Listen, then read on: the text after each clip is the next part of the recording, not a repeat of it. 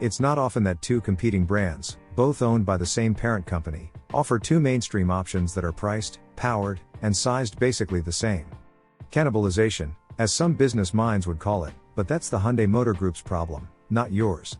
All you have to do is decide which midsize 3-row SUV is better for your needs, the 2024 Hyundai Santa Fe or the 2024 Kia Sorento. Seeing as this is a comparison test review, we're here to help.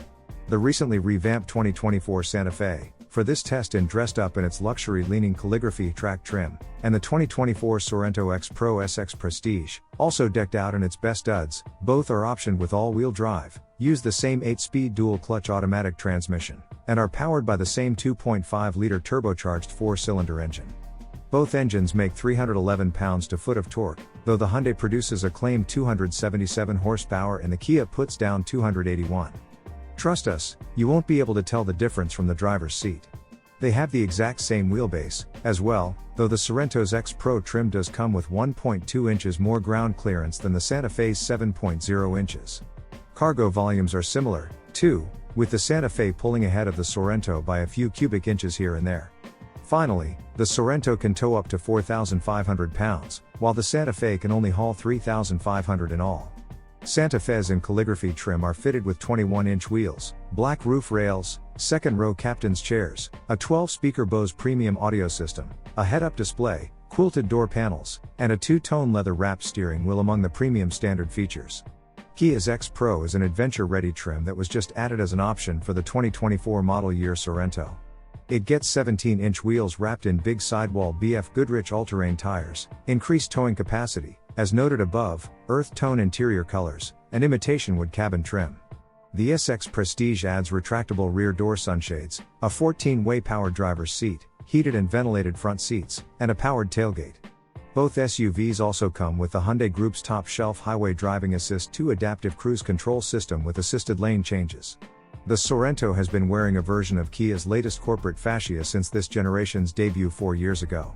It's still crisp and modern looking, but the freshly redesigned Santa Fe hits like a jab between the eyes. In a good way. Between the outgoing 4th generation and this current 5th, you'd be forgiven if you thought the new Santa Fe was styled by a completely different automaker. The front now wears a slim and sleek horizontal light beam, and its daytime running lights are shaped like H's. For Hyundai, hey! From nose to C-pillar, there's something very Land Rover Defender-ish about its profile. Then there's the rear.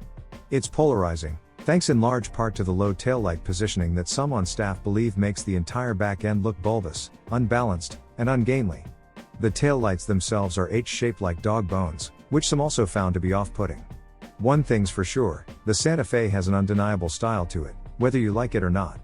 Both SUVs are fitted with the big, single-piece dual-screen setup across the dash that's already prevalent in other Hyundai and Kia models. In these two models, at least, the Sorento's two-tone layout looks better than the Santa Fe's plain black, and the Kia's wood trim certainly brings warmth to everything. Those earth tones were really the right avenue to take. However, by moving the transmission lever from the center console to the steering column, Santa Fe stylists were able to use the space to add not one, but two wireless charging pads. Plus, it just looks airier.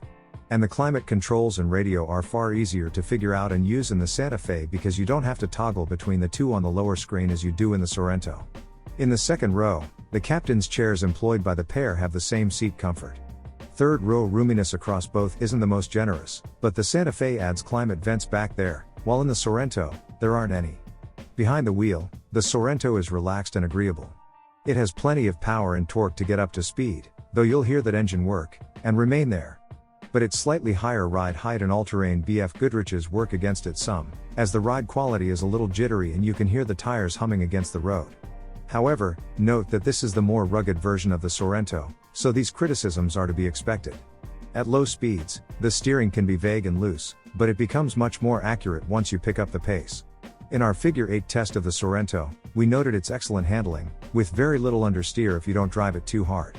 A squishy brake pedal means you must be firmer with your stops, and the transmission could be more refined in stop-and-go situations, but overall, the Sorento is a wonderful daily driver with plenty of passenger space and amenities.